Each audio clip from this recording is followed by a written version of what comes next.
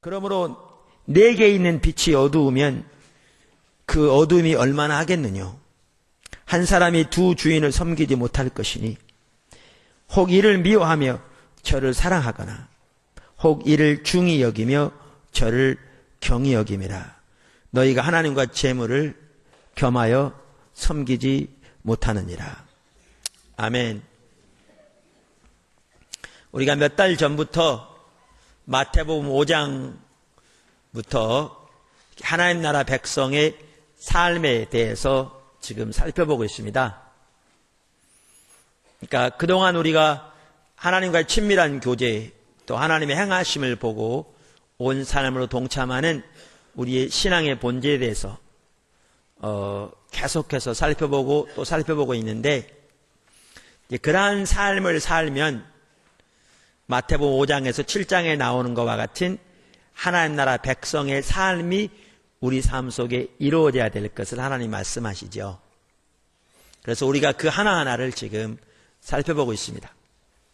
마태복음 6장에는 우리가 하나님의 행하심을 보고 우리의 온 삶으로 동참하는 그 방법이라고 할 수 있는 의의 행실에 대해서 말하고 있는데, 거기에 네 가지를 말하고 있습니다. 물론 이 네 가지만 의의 행실은 아닙니다.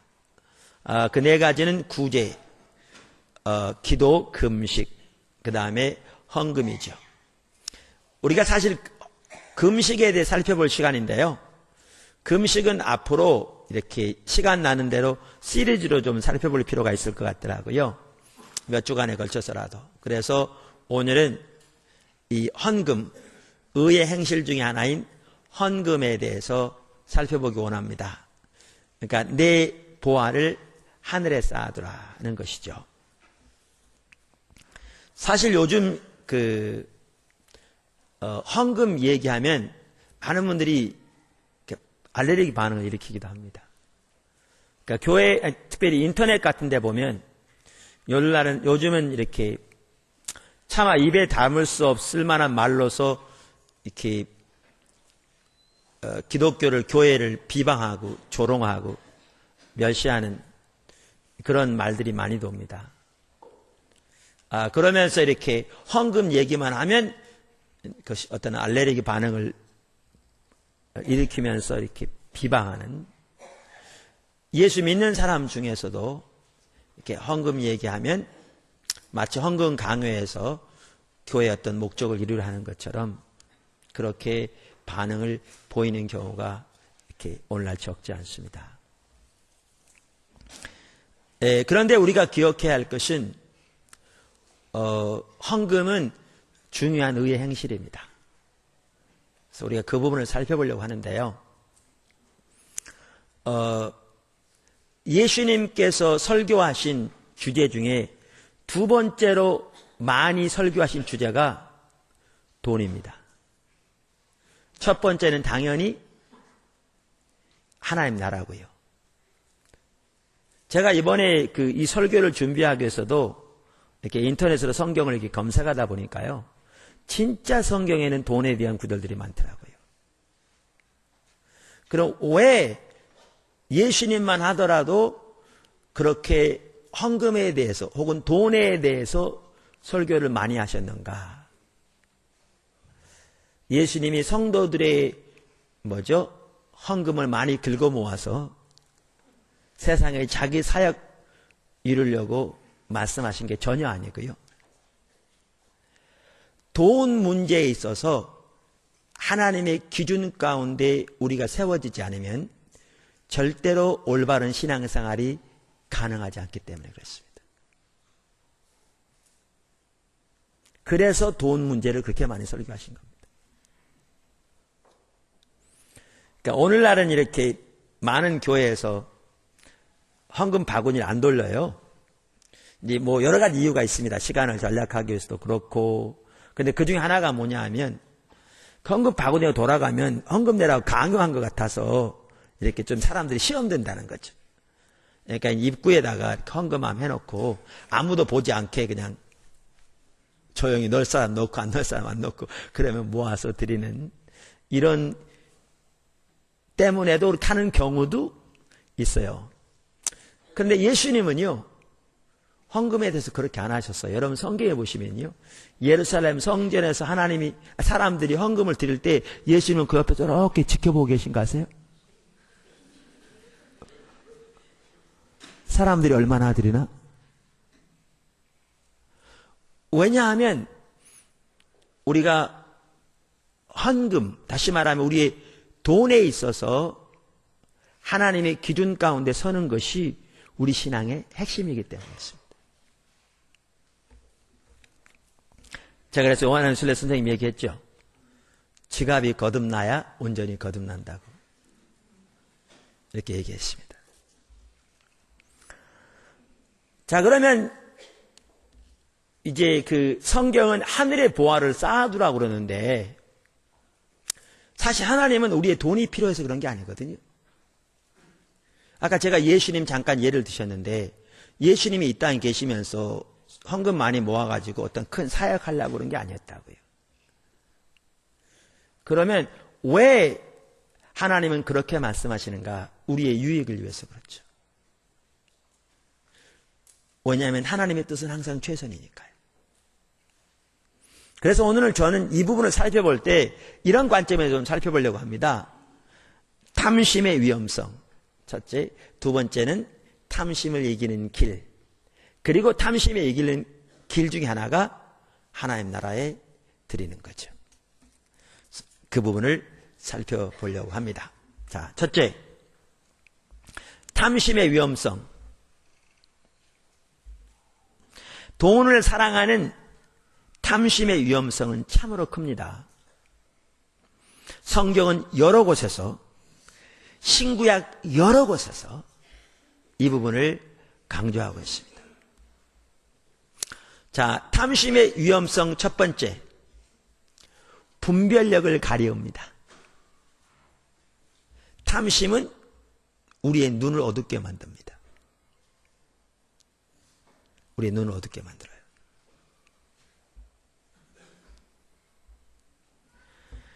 오늘 읽은 본문도 보십시오.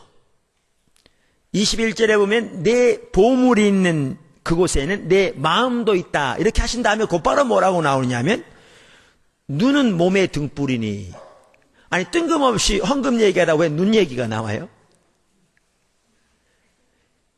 헌금과 영적 분별력 혹은 분별력이 뗄래야 뗄 수 없도록 밀접하게 관련되어 있기 때문에 그렇습니다. 그러니까 우리 속에 탐심이 자리 잡으면 눈이 어두워진다 그 말이죠. 눈이 어두워지면 보이지가 않아요. 보이지가 않아요. 몇 년 전에 우리나라를 떠들썩하게 했던 사기 사건이 있었죠. 거기에 보면 고위 관료들도 많이 연결돼 있었고, 뭐 기업체, 뭐 이렇게 뭐죠? 임원들도 많이 연결돼 있었고, 뭐 교사, 뭐 수많은 사람들이 관련돼서 수많은 돈을 뜯기는. 근데 왜 그렇게 한 줄 아십니까?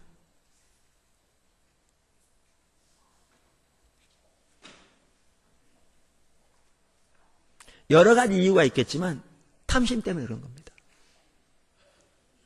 짧은 시간 내에 몇십 프로를 불려준다는 등, 몇백 프로를 불려준다는 등 어떻게 보면 객관적으로 생각하면 말도 안 되는 내용인데 탐심이 눈을 가리우기 때문에 가장 기본적인 것도 안 보이는 거예요.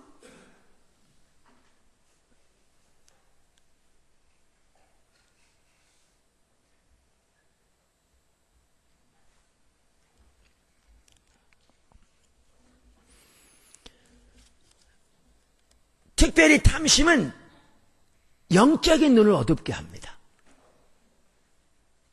영적인 눈을.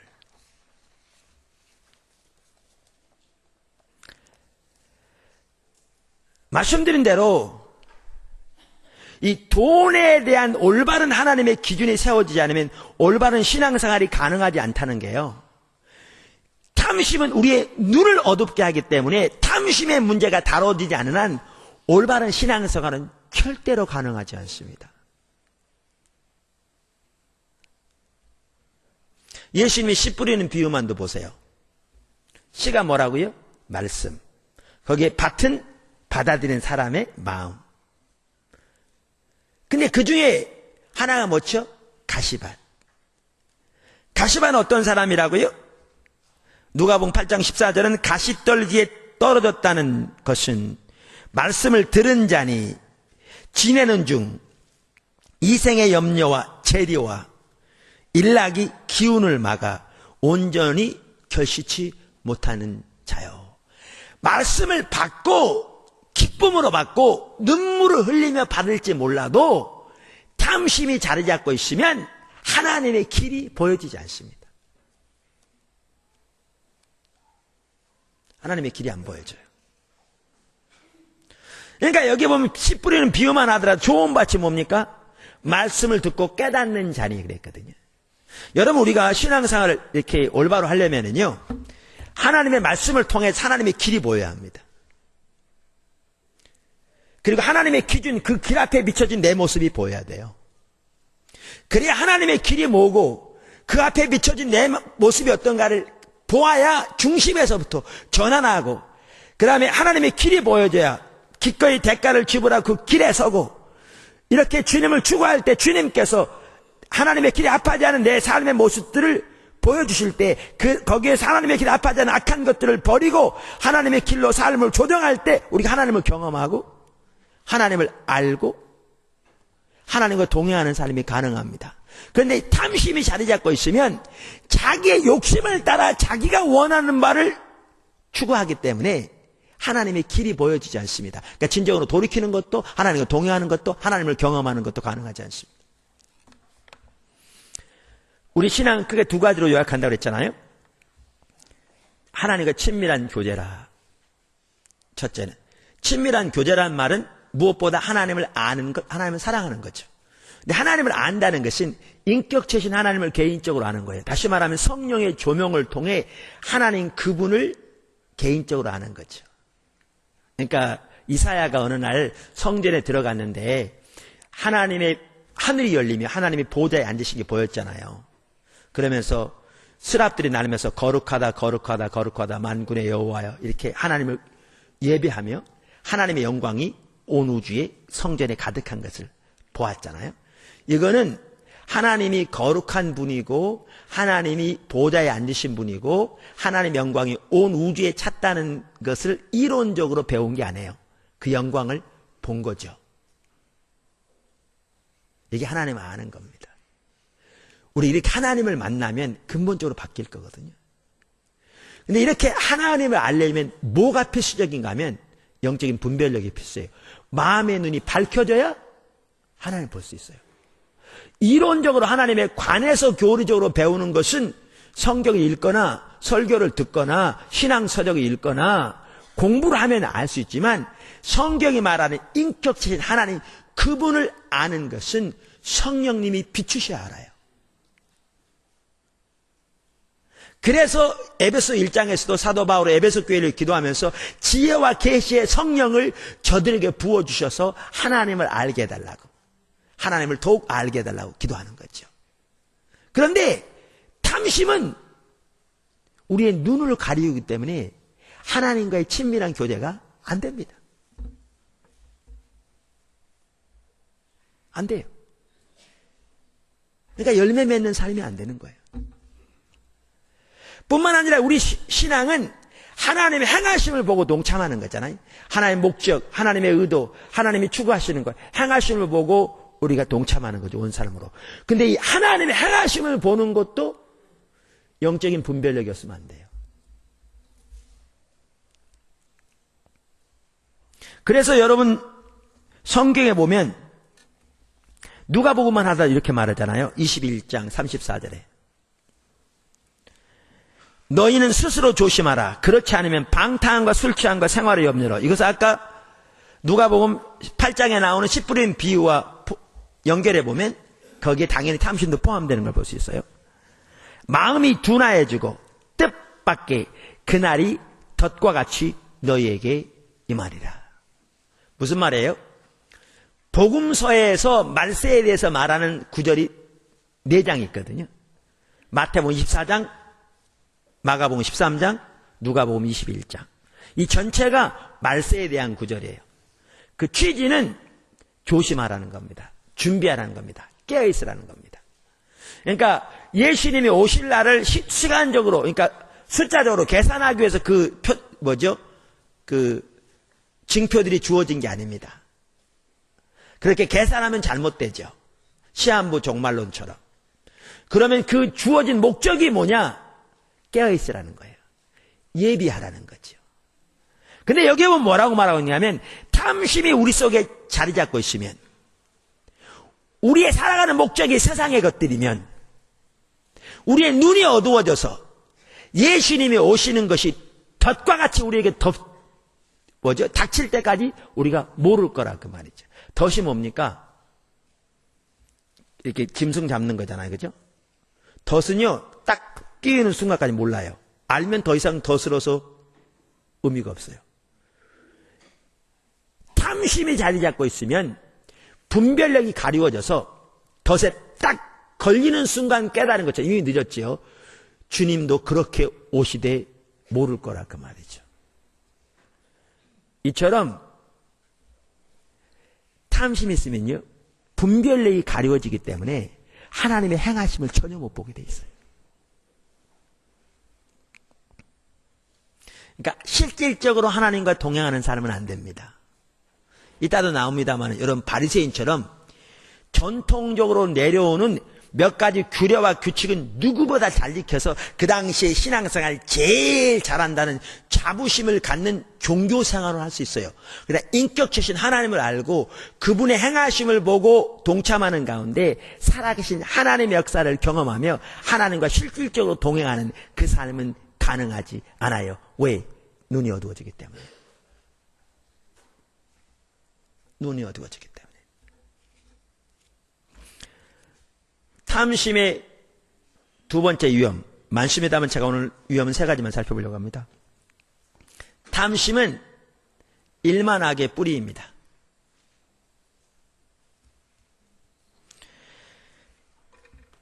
디모데전서 6장 9절, 부하려 하는 자들은 시험과 올무와 여러 가지 어리석고 해로운 정욕에 떨어지나니 곧 사람으로 침륜과 멸망에 빠지게 하는 것이라. 돈을 사랑함이 일만하게 뿌리가 되나니 이것을 사모하는 자들이 미혹을 받아 믿음에서 떠나 많은 근심으로써 자기를 찔렀도다. 이 말이요, 너무너무 정확한 진리더라고요. 이따 보시면 압니다. 여기에 부하려 하는 자들은 이렇게 나와 있는데, 부하려 하다 할 때 이 하다에 해당하는 단어는요, 의도하다, 갈망하다, 결정하다라는 뜻을 가진 헬라어입니다. 따라서 부하려 하는 자들은, 이 말은 부자가 되려는 강한 욕구를 가지고 있는 사람들을 말합니다. 그런 사람도 어떻게 되느냐? 시험과 올무에 빠지게 될 거라. 이게 시험은요, 그러니까 시험에 들게 하지 마옵시고, 그때 그 시험과 똑같은 시험입니다. 영어로 temptation, 미혹에 들지 말게 하옵시고, 올무는 덫이라는 말입니다. 그러니까 여기에 보시면 탐심이 있으면 마귀의 미혹과 올무에 빠지게 되는 것이지요. 뭐 때문에요? 탐심 때문에요. 뿐만 아니라 어리석고 해로운 정욕에 떨어지게 되고 침륜과 멸망에 이르게 되는.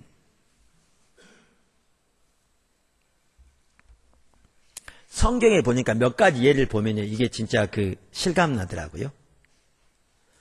제가 4가지 예를 살펴볼 거거든요. 첫째 뭐냐? 롯의 예입니다. 아브라함의 조카 롯. 잘 아시죠?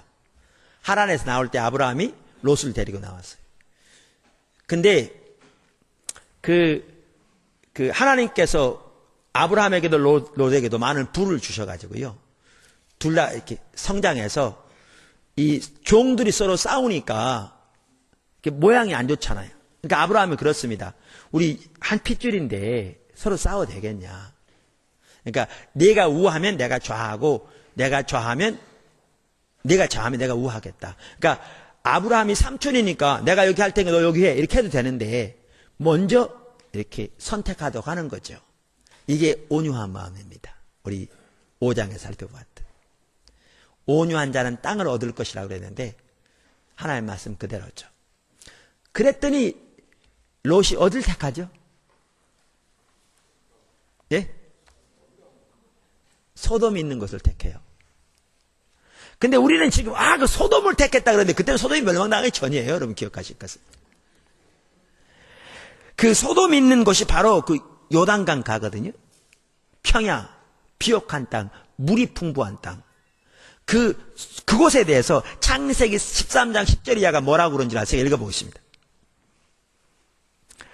이에 롯이 눈을 들어 요단들을 바라본 즉, 소알까지 온 땅에 물이 넉넉하니, 여호와께서 소돔과 고모라를 멸하시기 전이었는 고로 여호와의 동산 같고 애굽 땅과 같으니라. 애굽에서 이스라엘 백성들이 거하던 땅이 가장 비옥한 땅이었거든요. 삼각주. 지금 뭐라고 표현하고 있는가 하면요, 그 땅이 물, 평야 등등 풍부해서 에덴 동산 같았다고 그랬어요. 얼마나 비옥한 땅인지 아시겠죠? 근데 그 구절 좀 몇 줄 아래 내려가 보면 13절에 뭐라고 말하느냐면, 소돔 사람은 악하여 여호와 앞에 큰 죄인이었더라. 왜 롯이 소돔을 택했게요? 탐심 때문에. 저 땅은 악한 땅이니까 내가 택해야 돼. 어떻게 삼촌에 그런 땅을 택하게 할 수 있어? 내가 가서 고생을 해야지. 그래서 택했나요? 아니요. 탐심 때문에요. 탐심 때문에. 근데 그 결과가 뭐죠? 우선 거기서 사는 자체가 힘들었어요. 왜냐하면 동성애가 너무너무 팽배했거든요. 천사들이 나중에 갔을 때 그 집에 들어간 걸 보고 아마 남자의 모습으로 간 것 같아요. 온 마을에 남자들이 다 몰려와가지고 내놓으라고 그러잖아요.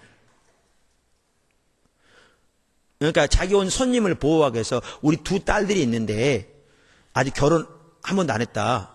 남자를 아직 알아본 적이 없다. 그러니까 그들 내줄 테니까 네 마음대로 하고 이 사람들 건드리지 말라. 그랬더니 필요 없다. 우리는 그 사람들 내놓으라. 그만큼 타락했었어요. 근데 세계가 지금 그렇게 돼가고 있어요. 그만큼.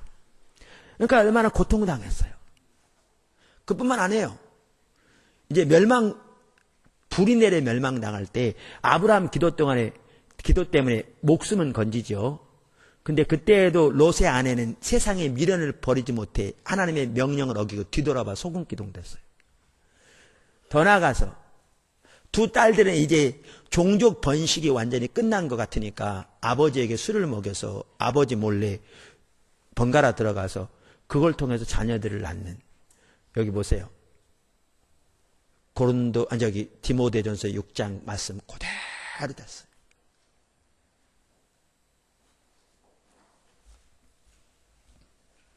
탐심이 이렇게 무섭습니다. 또 예가 있어요. 발람의 예입니다. 여러분, 발람은요, 구약시대에 참다운 선지자로 시작했습니다. 근데 모압 왕이죠. 발락이 이스라엘 백성들을 저주해달라고 발람은 초청했는데 처음에 안 간다고 그랬어요. 근데 뭐 때문에 간 줄 아십니까? 탐심 때문에. 갈 때 심지어 하나님이 당나귀의 입을 열어서도 못 가겠어요.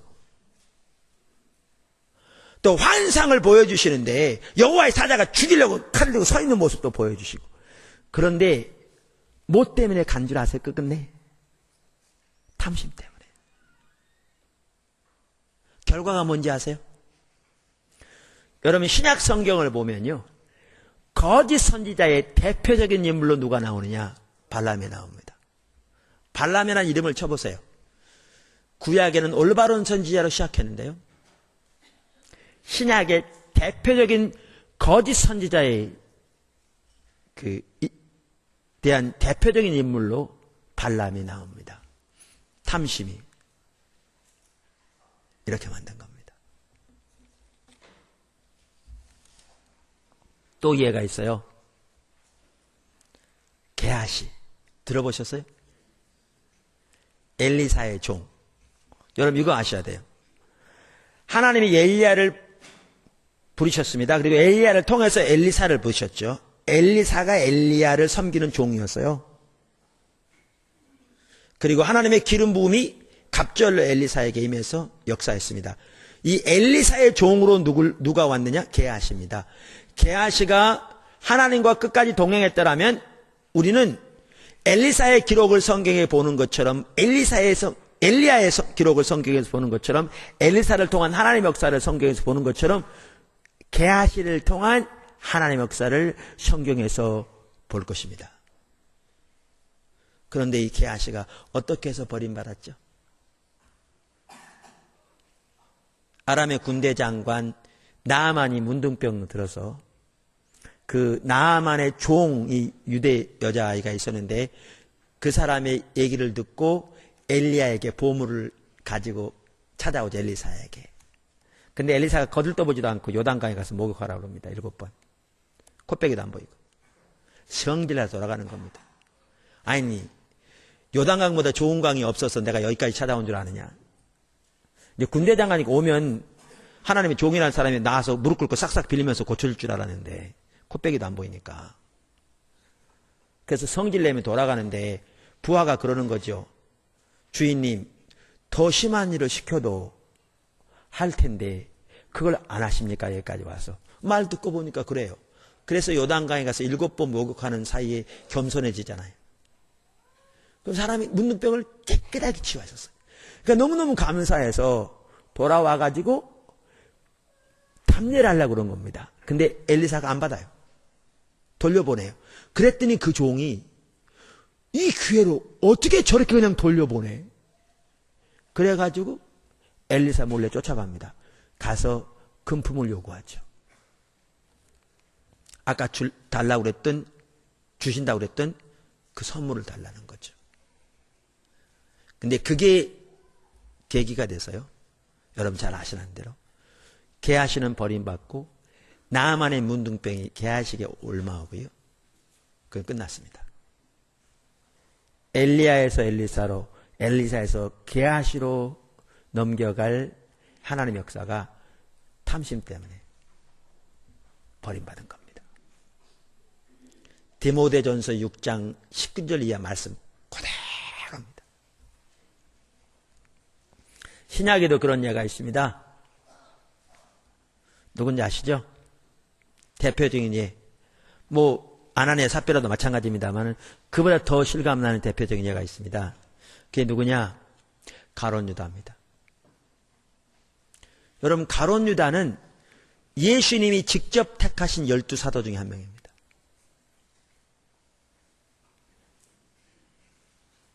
가룟 유다가 끝까지 예수님과 동행했더라면 우리는 베드로를 통해서 하나님이 하신 일을 보듯이, 사도 요한을 통해서 하나님이 하신 일을 보듯이 가룟 유다를 통해서 하나님이 하신 일을 보았을 것입니다. 12사도 중에 한 명으로 부름을 받았습니다. 근데 그러한 가룟 유다가 어떻게 됐습니까? 예수님을 배반하여 팝니다. 나중에는 죄책감이 들어 그 돈을 돌려주러 갔지만 안 받아서 그걸로 밭을 사죠. 그리고 거기에서 목매달아 죽어서 떨어져서 배가 터져 창자가 흘러나오는, 그래서 그 밭을 피밭이라고 사람들이 부르게 되는. 보세요. 디모데전서 6장 말씀 그대로 되어진 걸 볼 수 있습니다. 근데 왜 가룟 유다가 그렇게 됐습니까? 탐심 때문에. 탐심 때문에. 요한복음 13장 2절에 보면 이렇게 나옵니다. 마귀가 벌써 시몬의 아들 가룟 유다의 마음에 예수를 팔려는 생각을 넣었더니 생각을 집어넣습니다. 그 다음에 13장 26절에 보면 예수님께서 가룟 유다에게 떡을 떼주시면서 네가 할 일을 빨리 해라 이렇게 했더니 그걸 받는 순간에 사탄이 그 속에 들어갔다 이렇게 나와 있어요. 그래서 이제 대사장에 가는데 왜 이런 일이 있었는지 아세요? 그에 대해 해답을 바로 그 앞장에서 보면 요한복음 12장에 보면 나오는데 거기 1절 이하부터 보면 예수님께서 이렇게 계실 때에 어떤 여인이 예수님에게 와서 눈물로 발을 적시고 머리카락으로 닦고 거기다 값비싼 향유를 붓습니다. 그랬더니 제자들이 성질을 냈다고 그랬어요. 왜 허비하느냐고. 근데 요한복음에 보면 그 제자들 중에 중심 인물이 누구였느냐? 가룟 유다라고 말해요. 사실 우리가 하나님께 드린 헌금, 개인이건 교회건 거룩한 허비입니다. 우리가 주의 일 하려면요 거룩한 허비해야 돼요. 그 자세 없으면 주의 일 못합니다. 한 나라를 섬기는 것도요, 한 지역을 섬기는 것도요, 한 교회를 섬기는 것도요, 하나님의 나라를 위해 드리는 거요, 거룩한 허비, 그 자세 없이 안 됩니다. 이 여인은 거룩한 허비를 하고 있습니다. 근데 주님은 그게 절대 허비가 아니라고 말합니다. 내 장사를 준비하는 것이라고. 이 복음이 증거되는 곳에 이 여인의 한 일이 모든 곳에 다 증거되리라고. 그런데 아까 가룟 유다가 말렸어요. 그 핵심 인물이. 근데 성경은 이렇게 말하죠. 이렇게 말하면 가난한 자들을 생각함이 아니요 저는 도적이라. 가룟 유다를 두고 하는 말입니다. 돈꾀를 맞고 거기 넣는 것을 훔쳐 가미려라. 여기에 보면 가룟 유다가 회개했어요. 그 당시에 예수님 다니실 때. 근데 거기에 들여지는 많은 것을 빼내서 자기 목적을 위해 사용했어요. 그러니까 그 여인이 향유를 드릴 때도 성질 내면서 팔아서 가난한 자에게 줘야지 그랬지만 실제로는 가난한 자에 대한 불쌍한 마음보다는 자기 욕심 때문에 그랬던 걸 볼 수 있어요. 그러면 이제 연결이 되는 겁니다. 하나님이 그를 그렇게 귀한 자리로 부르셨는데 왜 그렇게 전락하고 말았는가? 탐심 때문에. 이 네 가지 예만 봐도요, 탐심이 얼마나 무서운 죄인가 볼 수 있어요. 그리고 아까 읽은 대로 이건 나중에 쓰여지긴 했습니다만 하나님의 진리는 항상 똑같으니까 디모데전서 6장 9절에서 10절 그 말씀이 얼마나 정확하게 하나님의 말씀인가를 볼 수 있어요. 부하려 하는 자들은 시험과 올무와 여러 가지 어리석고 해로운 정욕에 떨어지나니 곧 사람으로 침륜과 멸망에 빠지게 하는 것이라. 돈을 사랑함이 일만하게 뿌리가 되나니 이것을 사모하는 자들이 미혹을 받아 믿음에서 떠나 많은 근심으로서 자기를 찔렀도다. 그대로 된 걸 볼 수 있습니다. 여러분, 하나님께서 여러분의 소유를 하나님께 드리라고 한 이유는요, 여러분 탐심 제거하기 위해서 그렇습니다. 여러분 돈 뺏어다가 하나님 배불리려고 그런 게 아니고요. 하나님이 여러분 돈이 필요하지 않아요. 여러분을 하여금 살게 하기 위해서입니다. 살게 하기 위해서요. 제가 일부 예배 이 설교를 똑같은 설교를 했거든요. 물론 중간에 내용은 다를 수 있습니다. 그때그때 하나님 인도하시면 다를 수 있으니까.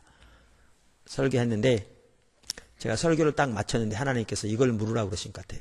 혹은 이 말이 튀어나온 것 같더라고요. 여러분 돈을 택하시겠습니까? 하나님 택하시겠습니까?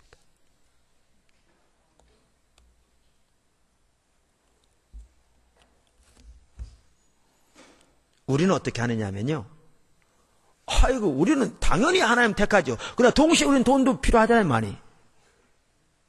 그러니까 우리는 어떻게 하냐면 하나님도 잘 믿고 돈도 많이 벌고. 그러니까 하나님도 필요하고 돈도 필요하고. 우리는 그렇게 해요. 근데 하나님은 뭐라 그러시냐면 둘을 섬길 수는 없어. 아까 말씀하셨잖아요. 하나만 택해야 돼. 그러면서 하신 말씀이 돈을 택할래, 나를 택할래. 근데 하나님을 택하면 탐심을 내려놓는 걸 포함합니다. 하나님을 택하는 것은 돈을 내려놓는 게 포함돼요. 둘 다 택하는 것은 실제로는 돈을 택하는 겁니다. 하나님을 내려놓고. 게하시가 그랬듯이, 가룟 유다가 그랬듯이, 롯이 그랬듯이, 발람이 그랬듯이. 그래서 하나님께서 사실 우리에게 하나님 나라에 들이라고 한 것은 이처럼 여러분으로 하여금 살게 하기 위해서입니다. 하나님 뜻은 최선이거든요.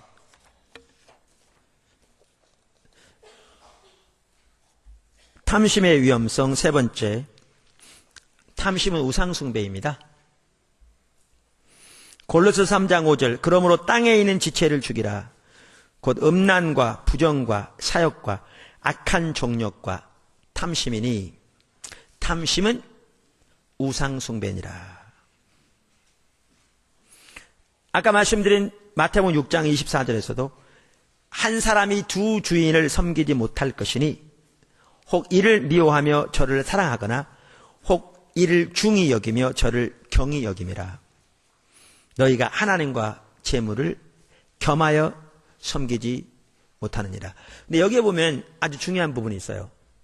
하나님과 돈을 동등된 위치에 놨어요. 그랬어요, 안 그랬어요? 하나님과 돈을 동등된 위치에 놨어요. 하나님은 어떤 분이세요? 천지를 창조하신 만군의 여호와 하나님이에요. 스스로 계신 창조주. 근데 돈을 하나님하고 동등된 자리에 놨다니까요. 아니, 돈을, 여기 5,000원짜리 하나 있는데, 이제 10,000원짜리 있습니다. 여기 돈을, 아니, 이게 돈이 생명이 있는 것도 아니잖아요. 이렇게 꾸기면, 그런가요? 아니, 돈이 여러분에게, 숨이 막혀서 지금, 여기 뭐가 막혀 넘어갈 때 이 돈이 여러분 인공호흡 해줄 수 있어요? 생명도 없잖아요. 근데 이 돈을 하나님과 동등된 자리에 놨다니까요. 왜 그런 줄 아세요? 왜 그런 줄 아세요?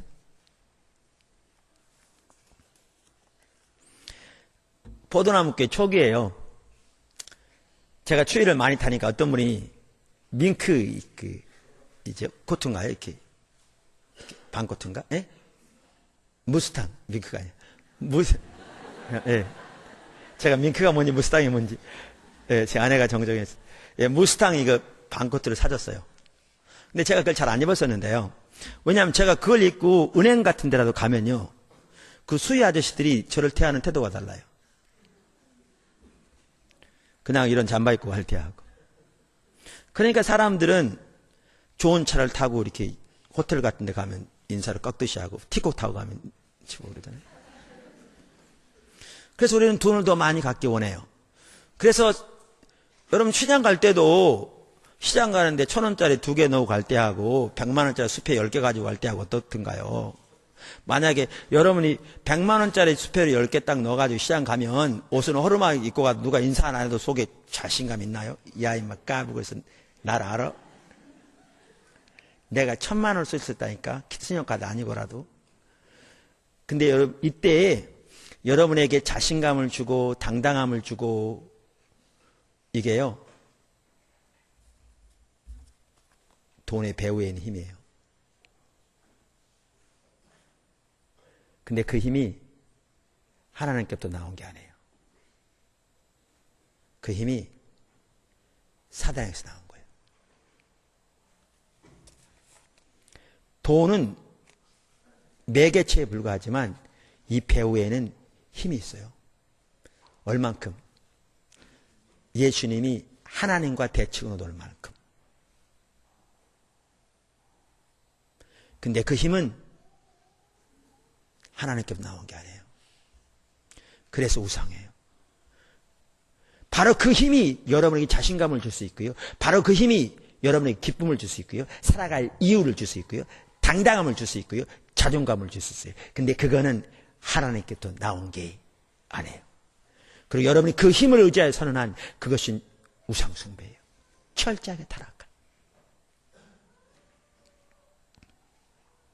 그게 우상숭배. 다윗이 나의 힘이 되신 여호와여 이렇게 말할 때 다윗은 하나님만 그의 힘이었어요. 우리는 하나님도 내 힘이 되기 원하고 돈도 내 힘이 되기 원한다니까요. 근데 하나님은 그러세요. 너희는 둘을 섬길 수는 없어. 너희는 어느 힘을 택할래? 내가 주는 힘을 택할래? 돈이 주는 힘을 택할래? 너는 둘 중에 하나를 택해야 돼. 그게 이 말씀이에요.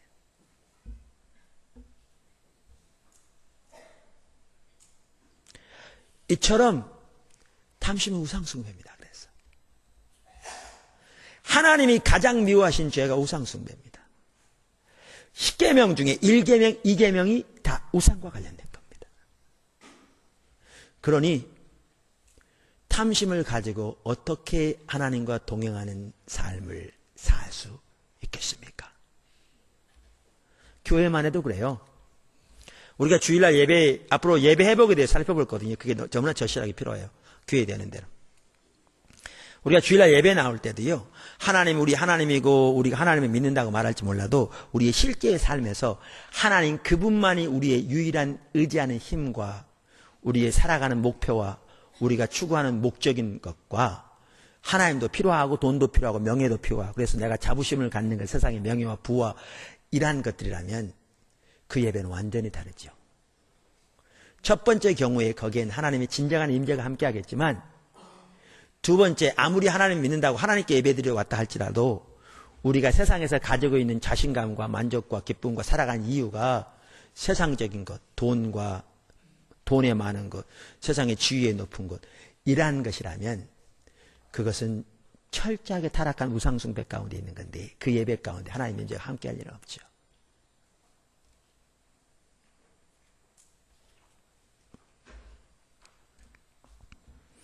여러분, 이렇게 탐심은 우상숭배이기 때문에요, 탐심을 가지고 하나님 앞에 나올 수 없습니다. 우상을 가지고 하나님 앞에 올바로 나올 수 없습니다. 아멘. 하나님 앞에 나올 수 없습니다. 그러니까 나올 수 없단 말은 많은 경우에 아예 탐심 때문에 하나님 앞에 나오는 것 자체가 가능하지 않습니다. 그 대표적인 예가 누굽니까? 성경에 나오는 부자 청년의 예입니다. 여러분, 부자 청년이 뛰어난 사람입니다. 그 당시 신랑감 1호였습니다. 왜 그런 줄 아세요? 우선 관원이었습니다. 리더였다고요. 그 당시 지도자 중에 한 사람입니다. 한 사람. 청년입니다. 부자였습니다. 그뿐만 아니고요, 그가 예수님께 달려왔을 때, 그래서 무엇을, 어떻게 해야 영생을 얻으리까라고 물었을 때 예수님께서 10계명 중에 사람에게 대한 계명을 말씀하셨어요. 하나님께 대한 건 문제가 있었어요. 사람에 대한 계명. 그래서 살인하지 말라, 간음하지 말라 쭉 얘기했어요. 그랬더니 그 청년이 뭐라고 그러냐면, 어려서부터 그 모든 것은 다 지켰다고 그랬어요. 흠 잡을 데 없을 만큼 완벽한 사람입니다. 이 사람보다 더 좋은 신랑감이 있겠습니까? 진짜 뛰어난 사람입니다. 사람의 눈에 보기에는 진짜 훌륭한 사람입니다. 근데 거기다가 뭐까지 갖췄느냐? 한편으로는 겸손까지 갖췄어요. 혹은 갈급함까지. 왜요? 그 당시 그 동료 관원들은요, 대부분 예수님을 어떻게 생각했냐면 바알세불 집했다고 생각했어요. 이단의 괴수라고, 사단 들렸다고 말이죠. 그렇게 비방했어요. 근데 그 중에서도 일부 니고데모 같은 사람은 예수님을 통해서 하시는 하나님의 일을 볼 때 하나님께로부터 온 분임을 믿고 있었어요. 그러나 사람들 앞에 그걸 드러내기는 쉽지 않았죠. 그러니까 밤에 몰래 찾아오잖아요. 근데 이 부자 청년은 그러한 관원에 속한 사람이었는데 사람들이 보는 대낮에 그것도 뛰어와서 그 많은 사람들이 보는 앞에서 예수님 앞에 무릎을 꿇고 엎드려서 내가 어떻게 하여야 영생을 얻으리까라고 물을 만큼 갈급하고 겸손했습니다. 그 동료 관원들과는 완전히 달랐죠. 근데 그런 그였는데도 그에게 구원을 줄 수 있는 유일한 분이신 예수님으로부터 슬픈 기색을 하고 물러가고 말았어요. 그토록 사모하던 영생을 얻지 못하고. 뭐 때문에요? 탐심 때문에요. 예수님은 그에게 문제가 있는 걸 알았어요. 그건 하나님과의 관계의 문제였고요. 문제는 탐심이었어요. 그래서 예수님이 이렇게 말씀하시죠. 그를 사랑하사 하신 말씀이에요. 처음에는요, 예수님이 거들떠보지 않습니다. 그러니까 좀 표현이 그렇습니다만은, 시리어스하게, 진지하게 얘기 안 하세요. 너 이거 알지 않냐? 너 계명을 지킴으로 영생을 얻는다며. 그렇게 이런 뜻이에요. 계명을 지켜야 영생을 얻는다 말이 아니고, 그들의 의견을 반영한 겁니다. 그렇게 믿지 않냐? 그렇게 해. 그러면서, 아까 말한 대로, 사람에 대한 계명을 말합니다. 그랬더니 내가 어려서부터 지켰다고 그러잖아요. 그때 성경에 오시면 저를 불쌍히 여기셨다고 그랬어요. 이제 예수님 마음을 여신 겁니다. 저에게 진정한 길을 보여주시는 거예요. 뭐라고 그러시느냐? 내 소유를 팔아 가난한 자에게 주고 나를 쫓으라. 예수님을 쫓는 게 생명의 길이에요. 예수님은 지금 베드로를 부르셨듯이, 요한을 부르셨듯이 그를 부르고 계신 거예요. 나를 쫓으라. 그가 그렇게 쫓았더라면 우리는 또 한 명의 너무나 놀라운 예수님의 제자를 성경에서 보았을 겁니다. 사실 베드로, 요한 다 모든 거 버려두고 주님 쫓았어요. 근데 그 사람은 왜 못 쫓은 줄 아세요? 돈이 많았기 때문에 그 소유를 다 가난한 사람이 준다는 건 상상할 수 없었어요.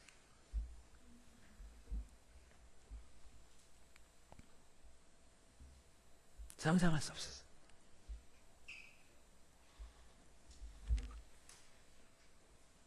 그래서 못 쫓았어요. 뭐 때문에요? 탐심. 근데 여기 보실 게 있어요. 여기 제 얘기를 잘 들으세요. 우리가 그런 얘기를 들으면, 야, 그럼 누가 감히 주님 따라가냐? 그 당시 제자들도 그랬어요. 근데 여러분 잘 들으세요. 어떤 분이 이렇게 얘기했더라고요.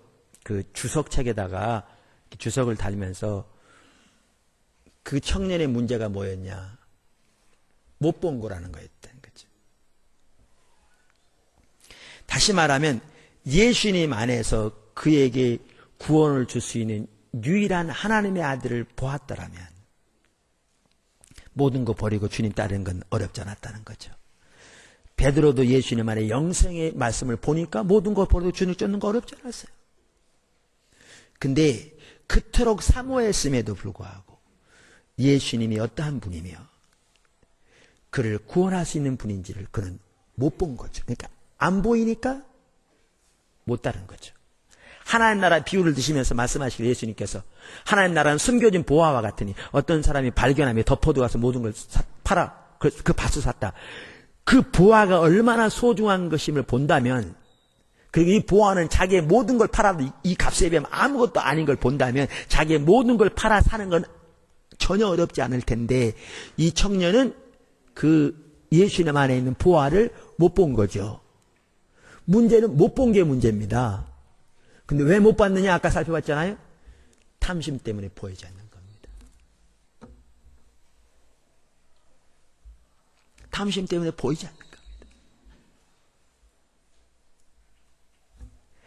그래서 그 떠나가는 그를 보시면서 예수님이 하신 말씀입니다. 예수님은 그를 불쌍히 여기서 마음을 오픈했는데, 그리고 저에게 진실을 말했는데, 그리고 저를 부르셨는데, 그가 슬픈 얼굴을 하며 그에게 떠나가는 그를 보시면서 하시는 말씀입니다.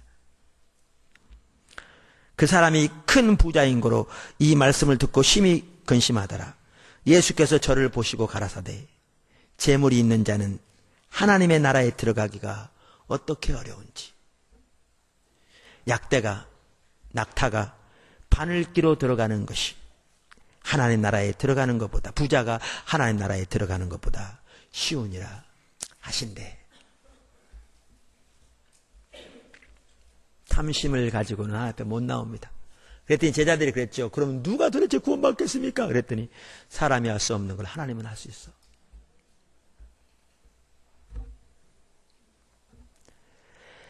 이렇게 하나님 앞에 아예 못 나오는 가장 주된 이유 중에 하나도 탐심이고요. 뿐만 아니라 이제 하나님께 나와도 탐심이 다뤄지지 않으면 절대로 올바른 신앙생활 못한다니까요. 그 대표적인 인물이 누구죠? 바리새인들입니다. 바리새인들은 전통을 잘 지켰어요. 종교적인 의식은 잘했어요. 그런데 예수님께서 오늘 이 말씀을 하실 때 누가복음에 이렇게 기록되어 있거든요. 16장 13절. 집 하인이 두 주인을 섬길 수 없나니 혹 이를 미워하고 저를 사랑하거나 혹 이를 중히 여기고 저를 경히 여김이니라. 너희가 하나님과 재물을 겸하여 섬길 수 없느니라. 그랬더니 그 다음 절에 뭐라고 되어 있는가 누가복음에는 바리새인들은 돈을 좋아하는 자라 이 모든 것을 듣고 비웃거늘. 보세요. 하나님 앞에서 나름대로 누구보다 성경을 잘 알고 전통을 누구보다 잘 지켰을지 모르지만 탐심이 다뤄지지 않으니까 예수님이 그들에게 너희가 하나님 전혀 모른다. 하나님 전혀 사랑하지 않는다. 하나님 알지 못하고 사랑하지도 못하고 하나님 행하심도 젖어보지 못하고 하나님의 아들이 왔는데 하나님을 섬긴다고 하면서 그 아들을 십자가에 못 박고 하나님의 길도 전혀 알지 못하는 절대로 하나님과 동행하는 삶을 살지 못했죠. 뭐 때문에요? 탐심 때문에요. 그러니까 보세요. 이 탐심이 자리 잡고 있으니까요. 모든 걸 어디다 연결시킨 줄 아세요? 돈에다가. 그러니까 성전은 맹세하면 안 지켜도 돼. 근데 성전에 금으로 맹세하면 지키라고 했어요. 왜? 돈과 관련되거든요. 예수님이 그러죠. 소경이요, 우명이요. 성전이 크냐, 금이 크냐. 제단으로 맹세하면 안 지켜야 된다고 그랬어요. 근데 제물로 맹세하면 지켜야 된다고 그랬어요. 아니, 제물을 거룩해 하는 제단이 크냐, 제물이 크냐. 탐심이 자리 잡으니까 눈이 가려진 겁니다. 지혜가 나와도 하나님의 지혜가 나오는 게 아니라 세상의 지혜가 나오는 겁니다. 그러니까 하나님과 동행하는 삶이 가능하지 않습니다. 가능하잖아요. 탐심이 얼마나 무서운지 보이시죠? 왜 예수님이 그토록 강력하게 돈에 대해 설교한지 아시겠죠?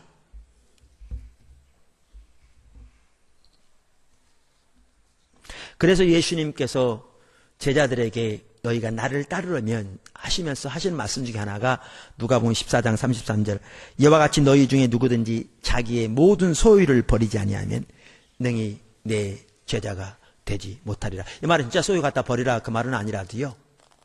소유의 주도권이 주권이 하나님께 드려지라. 그 말이죠. 자, 두 번째 살펴봅니다. 그러면 어떻게 탐심을 이길 것인가? 왜 오늘 이 본문을 가지고 이 부분을 살펴보는가?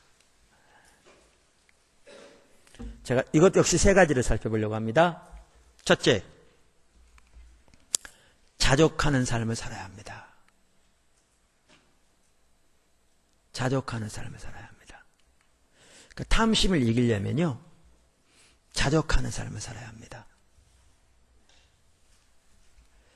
사도 바울을 통해서 하나님께서 이 부분을 무엇보다 말씀하셨는데 바울 자신이 먼저 자족하는 삶을 살았습니다.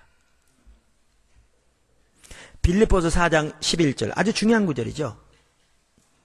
내가 궁핍함으로 말하는 것이 아니라. 왜냐하면 빌립보서 4장에 보면 빌립보 교회에 편지하면서 그들이 헌금을 보내서 사도 바울의 선교사에게 동역한 것에 대해 감사해요. 내가 이것을 너에게 말하면 너에게 열매를 가득하게 하기 위함이라 이렇게 말해요. 근데 이렇게 말하면 저들이 오해할까봐 더 헌금 더 보내라 그렇게 말할까봐 그게 아니야.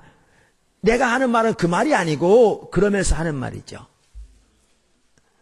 내가 궁핍함으로 말하는 것이 아니라 어떠한 형편이든지 내가 자족하기를 배웠노니 내가 비천에 처할 줄도 알고 풍부에 처할 줄도 알아. 모든 일에 배부르며 배고픔과 풍부와 궁핍에도 일체의 비결을 배웠노라. 이게 비밀이죠. 부에 처할 줄도 알고 빈에 처할 줄도 알고 풍부에 처할 줄도 알고 가난에 처할 줄도 알고 배부를 때 처할 줄도 알고 배고플 때 처할 줄도 알았다. 사실 이 토대 위에서 무슨 구절이 나오는가? 내게 능력 주시는 자 안에서 내가 모든 것을 할 수 있느니라. 이게 비결입니다. 어떤 사람이 이 구절을 이렇게 말하거든요. 이게 뭐죠? 고등학생 같은 경우는 책상에서 써놔. 내게 능력 주시는 자 안에서 내가 모든 걸 알았으니 이게 뭐냐? 내년의 목표 서울대, 서울법대. 그래서 내게 능력 주신 자 내가 모든 걸 할 수 있느니라 서울법대. 저는 갈 줄 믿습니다. 우리는 그렇게 많이 써요. 그 구절을. 뭐 사업만 하더라도 자기 목표 딱 세워놓고 그러면서 그걸 갖다 붙이기를 내게 능력 주신 자 내가 모든 걸 할 수 있느니라 믿습니다 이러거든요. 근데 이 구절은 전혀 구절이 아닌데. 그러니까 우리가 성경을 얼마나 자기중심적으로 해석하는지를 볼 수 있어요. 갖다 붙여 그냥. 그러니까 성경은 자족하는 사람을 살라고 그러는데 자기 욕심대로 살면서 이 구절 갖다 붙이는 거예요.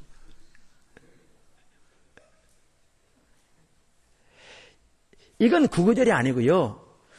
여러분 사도 바울 아시죠? 사도 바울은 하나님 의지에 살았잖아요. 그러니까 하나님과 친밀한 교제 가운데 하나님의 행하심을 보고 자신이 동참했는데 이 모든 일에 자기를 의지하지 않았어요.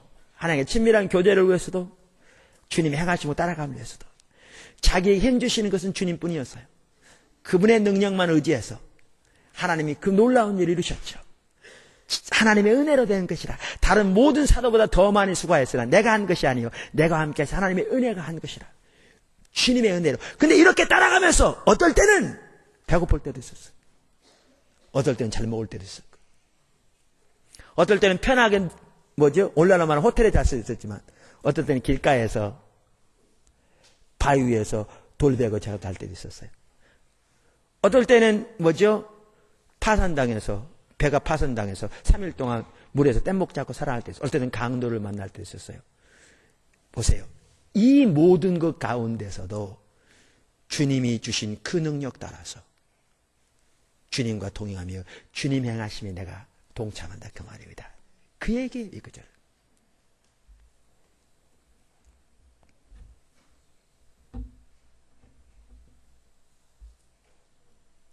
그래서 그는 하나님이 주신 능력 가지고 살면서 부에도 빈에도 처할 일체의 비결을 배웠다고 말합니다. 우리는 신앙이 너무나 잘못돼가지고 오늘날 하나님 잘 믿으면 무조건 부자 된다고 생각해요. 근데 사실 잘 믿는 것조차도 뭐냐? 부자 되기엔 수단이에요. 어디에 초점이 있냐? 부자 되는 것 초점이 있어. 잘 믿는 거는 부자 되기엔 수단이지. 성경에 말하는 신앙이 아닌 너무나 잘못된 왜곡된 신앙으로 전락해버리고 말았습니다.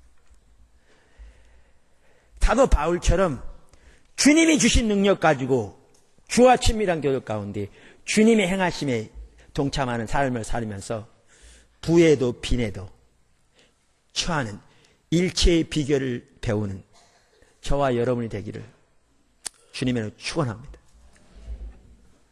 여러분 오늘날 성도들이요,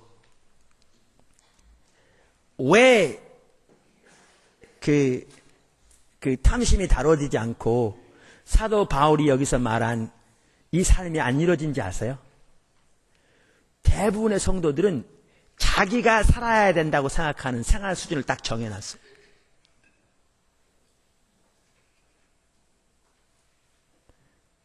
그리고 이제 거기에 가까워지면 더 높아져 계속. 이렇게. 그러니까 자기는 항상 가난하다고 생각해. 더 필요하다고 생각해. 목마를 때 소금물을 먹으면 더 목말라서 견딜 수 없어 결국 죽게 되거든요. 계속 먹다가. 그런 것처럼 그러니까 탐심인 거죠. 수준이 계속 올라가. 점점. 그러면서 그렇게 살다 죽는 거예요.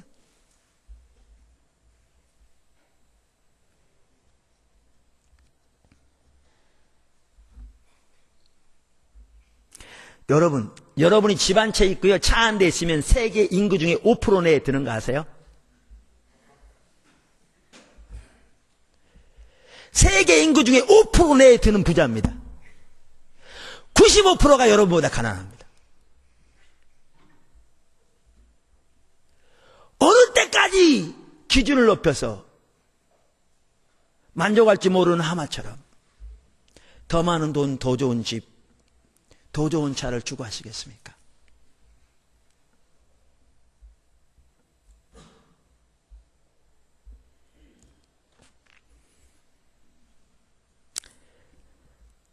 자족하는 삶을 사십시오. 자족이 비결입니다. 이 말씀 그대로, 사도 바울이 말한 그대로 내가 비천에 처할 줄도 알고 풍부에 처할 줄도 알아. 모든 일에 배부르며 배고픔과 풍부와 궁핍에도 일체의 비결을 배웠노라. 그러면서 내게 능력 주시는 자 안에서 내가 모든 것을 할 수 있느니라. 아멘.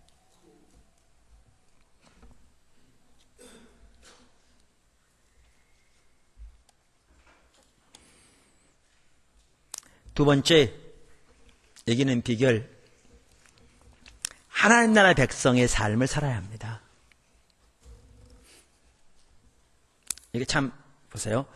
여기 오늘 이게 본문 마태복음 6장 나오잖아요. 근데 이 아래 읽어보면 이렇게 나옵니다. 너희는, 그러니까 이방인들은 무엇을 먹을까, 무엇을 마실까, 무엇을 입을까 구한다. 그러니까 이 말은 뭐냐면 하나님을 모르는, 하나님의 법도 모르고 하나님도 전혀 모르는 이방인들은 살아가는 목적이 뭐냐? 잘 먹고 잘 입고 잘 살고 세상에 출세하게 산다는 거죠. 그게 그들이 사는 이유예요. 보다 좋은 집, 보다 좋은 차, 끊임없이. 그러면서 마태복음 6장 쭉 아래 보시면 너희는 그렇지 않아. 너희는 하나님 나라 백성이야. 너희는 그의 나라와 그의 의를 구하라. 그래야면 이 모든 것, 필요는 내가 채워줄게, 그 말이죠. 우리는 약간 타락해야 그런다니까요. 그의 나라와 그의 의를, 너희는 먼저 그의 나라와 그의 의를 구하라. 그래야면 이 모든 걸 더하시라. 이 구절이 나와도 우리는 어떻게 그 구절을 읽냐면 우리는 타락해가지고 뭐에 관심이 있냐? 이 모든 것을 더하시라에 관심이 있어요. 그러니까 이 모든 것을 더하시라에 관심이 있어가지고, 그러면 그의 나라와 의를 구하는 건 뭔데요? 이 모든 걸 더해 주시도록 수단으로 구하는 거예요. 그러니까 하나님은 그 이방인들이 구하는 거야. 그 안 믿는 사람, 하나님 모르는 자들이 세상에 먹을 것, 입을 것, 세상에 더 많은 돈, 그걸 위해 살아가는 거야. 너희는 그렇지 않아. 너희는 하나님 나라와 의를 위해 사는 거야. 그러면 하늘에 계신 너희 아버지가 너희 필요는 다 알아. 지금 이 말인데 우리는 어떻게 하냐, 그 똑같은 구절만 가지고도 뭐에 관심이 있냐면 이방인과 똑같이 보다 더 많은 돈, 보다 좋은 집, 보다 좋은 차에만 관심이 있어. 그러면서 어떻게 하면 하나님 나라 먼저 의를 구하면 이거 준대. 그러니까 소위 하나님 나라의 의를 구한다는 것도, 그러니까 그 말은 이제 그들은 그렇게 생각하죠. 교회 일하고 이런 거, 뭐 교회 현금 안 듣고 그렇고, 이것도 뭐 하게 하느냐, 이거 달라고. 그러니까 30배, 60배, 100배로 준다니까. 어떤 분은 이렇게 계산했다고 그러잖아요. 자기가 병원 하는데 투자하는 돈이 많이 들어서 병원 해가지고 그거 갚기는 쉽지 않겠더래요. 그래가지고 30배, 60배, 100배를 계산해가지고 보니까 이만큼을 헌금하면 하나님 100배로 주시면 빚 갚겠다 싶고 살만하겠다 싶어서 헌금했다고 그러잖아요. 그러니까 관심이 어디 있느냐? 세상 사람들이 추구하는 걸 똑같이 추구하는 데 관심이 있어요. 그리고 소위 하나님의 나라와 의를 구한다는 것도 뭐냐? 세상의 것을 위한 수단에 불과하는 거예요. 그게 기복신앙입니다. 그게 타락한 신앙입니다. 하나님과 상관없는.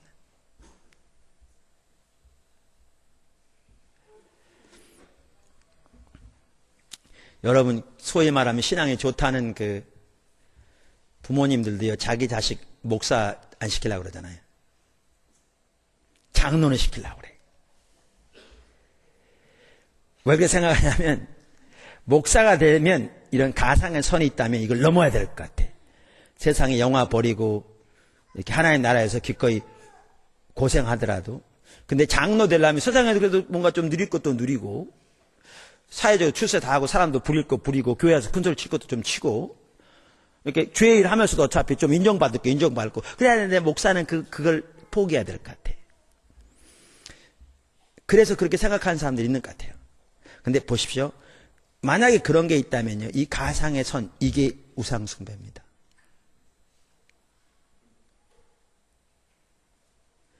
이게 탐심입니다. 우리 모든 기독교인은 이 선을 넘어야 합니다. 그게 신앙입니다. 목사건 평신도군. 직분은요, 하나님이 사역을 위해서 주신 직책에 불과하고요. 우리 모든 기독교인은 이 선을 넘어야 합니다. 그게 우리 신앙입니다. 우리는 하나님 나라와 영광을 위해 사는 게 우리 신앙입니다.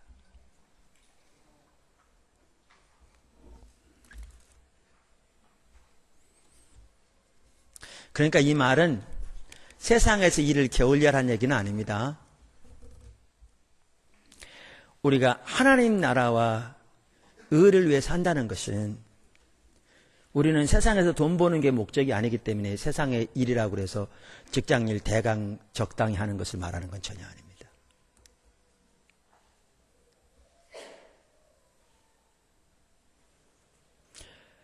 우리는 하나님의 부르심을 따라 살아야죠. 그리고 우리의 삶을 통해 하나님의 나라가 확장되고 뜻이 이루어지도록 삶을 드리는 거죠. 우리는. 그것이 우리가 살아가야 할 이유입니다. 그렇다면 우리는 돈을 위해 살아가지 않습니다. 보다 더 많은 돈을 위해 살아가지 않습니다. 그렇게 살아갈 때 하나님께서 우리의 필요를 채우시죠. 그러면 기독교는 다 가난하느냐? 아니라니까요. 그렇게 자족하는 삶을 살고 그렇게 하나님 나라와 의를 위해 살되 하나님이 어떤 사람들에게는 부를 주실 수 있어요. 그 동일한 디모데전서 6장에 나온 것처럼. 근데 그때에도 그런 올바른 자세를 가지고 있어야 하나님이 주신 하나님의 부를 하나님의 영광을 위해 사용할 수 있어요. 그래서 디모데전서 6장 17절 이하는 이렇게 말하죠. 내가 이 시대에 부한 자들을 명하여 마음을 높이지 말고 정함이 없는 재물에 소망을 두지 말고 오직 우리에게 모든 것을 후히 주사 누리게 하시는 하나님께 두며 선한 일을 행하고 선한 사업에 부하고 나눠주기를 좋아하며 동정하는 자가 되게 하라. 이것이 장래에 자기를 위하여 좋은 터를 쌓아 참된 생명을 취하는 것이니라.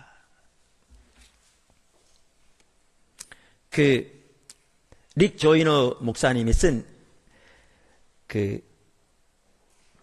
책이 있어요. 그 중에 하나가 빛과 어둠의 전쟁이라고 번역된 책인데 아마 거기서 본 것 같아요.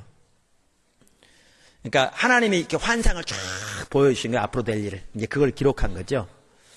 근데 이제 하나의 체험이지만 많은 지혜가 있더라고요. 그 사실적인 것은 하나님 앞에 가봐야 알지만 성경에 비추어 볼 때 이렇게 우리가 참고하는 많은 지혜가 있어요. 근데 그분이 하늘나라 가보니까 하나님의 그 큰 영광 가운데 하나님의 그 영광 가장 가까이 있는 사람들 중에 상당수가 비즈니스맨이더랍니다.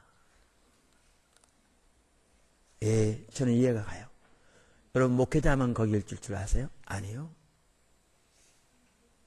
혹은 목회자가 제일 가까이 있을 줄 아세요? 반드시 안 그럴 수도 있습니다. 우리 모두는 하나님 나라와 의를 위해 사는 자들입니다. 우리의 목적이 그리고 우리의 부르심을 따라 행하는 자들입니다. 비즈니스맨은 비즈니스맨으로 그렇게 살아가는 겁니다.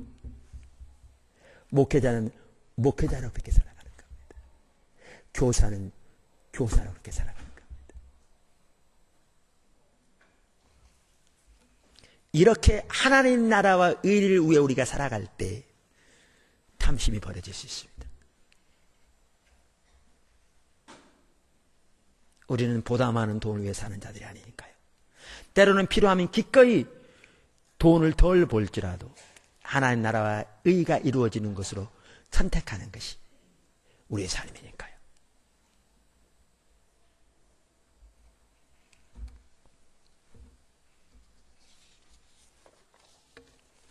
세 번째, 마지막이죠. 탐심을 이기는 길. 하나님 나라를 위해 드리는 겁니다.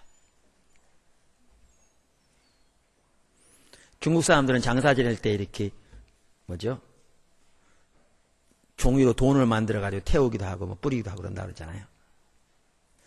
근데 그렇게 한다고 황천길 갈 때 그분들 표현대로 돈 가지고 가지 못합니다.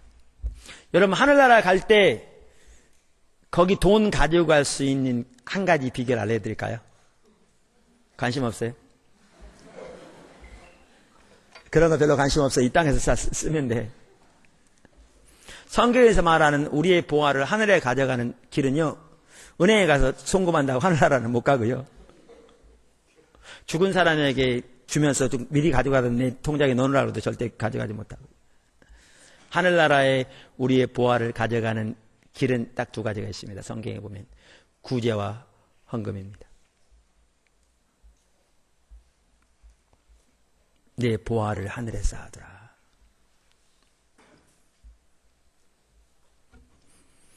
아까 그 디모데 전서만 하더라도 그렇게 선한 일의 사업에 부하고 나눠주기를 좋아하며 동정하는 자가 되게 하라, 그렇게 말하면서 이것이 장래에 자기를 위하여 좋은 터를 쌓아 참된 생명을 취하는 것이니라. 빌립보서 4장에도 보면 헌금에 대해서 말하면서 마치 통장에 예금한 것처럼 그런 용어를 사용하고 있죠. 그 나라에 우리의 돈이 필요할지는 전혀 모르겠습니다. 그러나 한 가지 분명한 사실은 달란트의 비율을 보아도 알 수 있고, 우리가 이 땅에서 하나님이 우리에게 맡겨주신 하나님의 것을 어떻게 하나님 나라를 위해 드리냐에 따라서 그날의 상급과 모든 결과가 달라질 것을 분명하게 말씀하고 있습니다. 오늘 본문도 그곳에 쌓아두라. 거기는 좀과 동록이 해하지 못하며 도적이 도적질하지 못하느니라. 이렇게 말하고 있죠. 의의 행실이 바로 우리가 예수님이 우리에게 오실 때 그리고 그 앞에 우리가 설 때 있고 설 세마포인데, 그 세마포 중에 하나가 헌금입니다. 그러므로 하나님께서 여러분에게 주신 것을 가지고 하나님께 드려서, 사실 고린도후서 9장이 말하고 있듯이 씨앗도 하나님이 주세요. 그러니까 결국 드리는 것도 하나님이 주신 거잖아요. 하나님이 주신 것을, 드린 것을 가지고, 주신 것을 가지고 하나님께 드림으로 의의 열매가 풍성한 여러분이 되시길 주님은 축원합니다. 이렇게 하나님께서 주신다는 게요, 그러니까 성경에 보면 말씀드린 대로 씨앗도 하나님 주시다고 그랬잖아요. 그 헌금에 대해서 말하면서. 한 번은 전국 컨퍼런스를 하는데 제 아내하고 저하고 우리 이번에도 헌금해야지. 저희 이제 컨퍼런스도 헌금해야 되잖아요. 그죠? 답변 하나씩. 그래서 얼마나 할까? 그랬더니 이제 제 아내가 기도하는데 하나님 100만 원 하라고 그랬대요. 그래서 100만 원이 뭐 어디가 있는 것도 아니고 내가 보기엔 너무 많아. 또 우리가 뭐 다른 헌금도 많은데. 그래서 제가 그냥 50만 원 하자고 그런 게 아니라 이제 기도하는데 50만 원 해도 되겠더라고요. 저는 믿음이 적거든요, 제 아내보다. 그래서 50만 원 하자고 그랬어요. 그랬더니 그 주간에요, 어떤 분이 저희 사무실에 찾아왔어요. 그래가지고 한참 얘기가 된 봉투를 꺼내더니 그것도 제 아내한테 주는 거 있죠.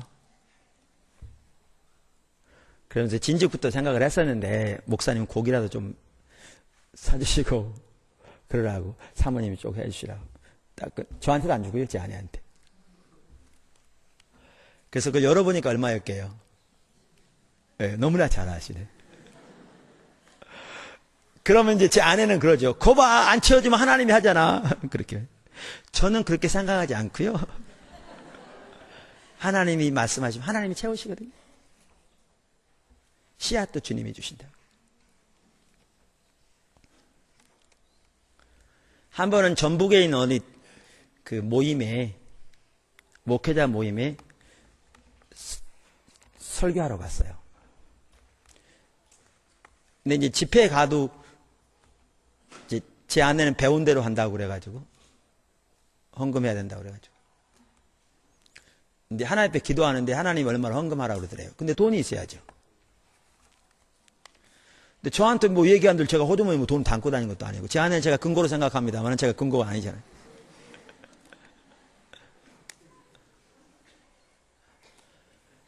근데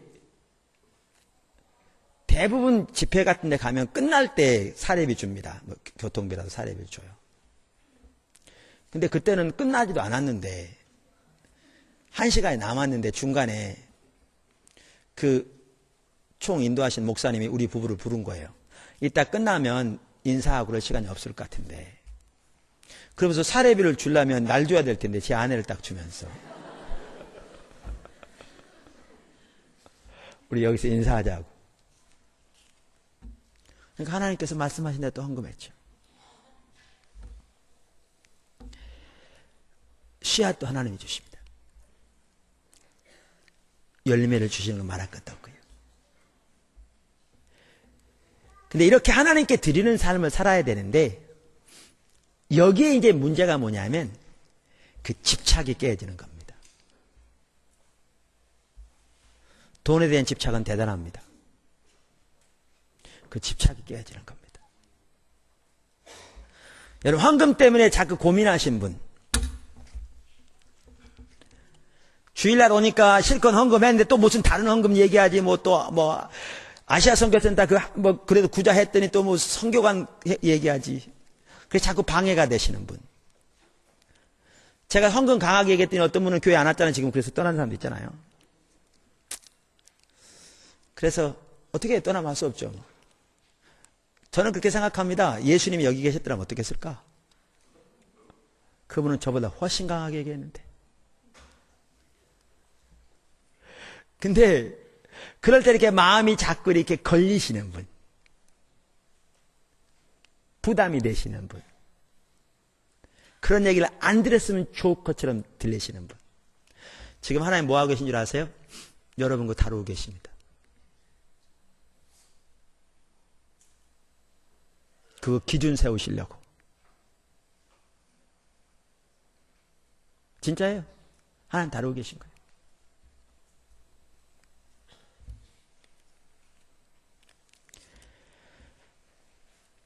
저 같은 경우에 청년 때 하나님께서 이런 식으로 하신 것 같더라고요. 어느 집회를 갔어요. 그때 직장 다닐 때 같아요. 헌금 바구니가 오는데 이제 속에서 갈등이 있잖아요. 그렇지. 얼마 해야 되나 이게. 쭉 헌금 바구니 돌아오고 있습니다.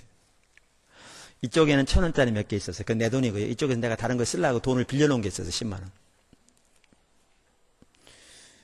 근데 이제 어느 거 해야 되나 이게. 싸움이죠. 그래서 이렇게 다가오는데 10만 원짜리 하자니 쓸 때도 있고 이거 빌려놓은 건데 이거 들어보면 나는 어떡해. 그렇다고 1,000원짜리고 내 돈이니까 당연히 내가 하죠. 근데 하다 보면 너무 인색한 것 같고 이 마음이 자꾸 갈등되는 거죠. 그래가지고 이제 속으로 그래 어차피 내 돈 가지고 해야지 빌린 거 가지고 하면 되나. 그것도 이렇게 쓸 때가 있어 빌린 건데. 그러니까 마음을 정했습니다. 헌금방에 지나갈 때쯤 소주머니가 일이 들어가가지고.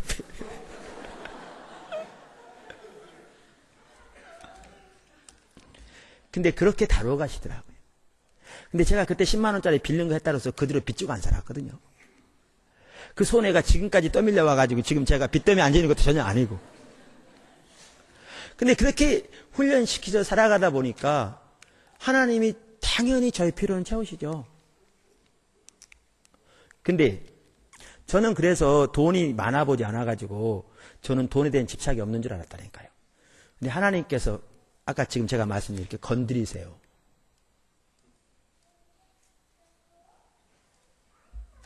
이연금 하라고 그랬대. 제 아내를 통해서 말씀을. 근데 우리 수준에서는 그게 쉬운 게 아니었어요. 근데 하죠? 근데 얼마 지나자 또 다른 헌금을 또 하라고 했대. 성질 나잖아요. 아니, 돈이 있어야 하지. 무슨, 그러면 채워 좀 해라. 뭐 싸우죠. 근데 그 하죠? 또 조금 또 다른 헌금 하라고 그랬대. 이렇게 반복되니까요. 제가 성질이 나더라고요. 그때마다. 근데 가만히 생각하면 그럴 수도 있지. 뭐 하나님 앞에 드리면 뭐 하나님 나라에 드리는 건데 어차피 돈 쌓아둘 거 아닌데. 그런데도 쉽지 않더라고요. 뭐 때문에요? 돈에 대한 집착이 대단해요. 저는 그게 없는 줄 알았거든요. 돈에 대한 집착이 대단해요. 저는 하나님이 무소유로 살라고 해서 제가 기꺼이 이해하고 대답했다니까요. 그런데도 그 집착이 대단하더라고요. 여러분 하나님께 드리려면요. 그 집착 깨져야 돼요. 헌금에 시험 드신 분이요. 지금 하나님 다루고 계세요. 어떻게 깨지냐고요? 드려야 깨져요.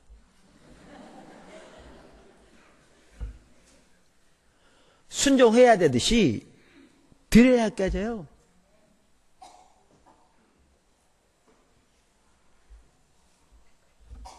근데 여러분 하나님 나라를 위해 살면서 하늘의 보화를 쌓아두는 삶을 살면서 여러분의 마음이 있는 곳에 여러분이 그러니까 물질에 마음이 있다고 그랬는데 살면서 그리고 하나님이 맡기신 대로 신실하게 일하면서 굶은 사람 있으면 나와보세요. 바울처럼 때로는 굶게 돼서 그거 말고 먹을 게 굶으면서 처량한 사람 있어보세요. 나와보세요. 없어요. 여러분이 하나님과 그렇게 동행하면서 하나님 나라를 위해 살면서 하나님 나라에 드리는 삶을 살면서 하나님이 여러분 거지되도록 내어버리지 않으세요. 그렇게 하면 돈 많이 번다는 얘기는 안 해요. 우리는 그게 우리의 목표가 아니니까.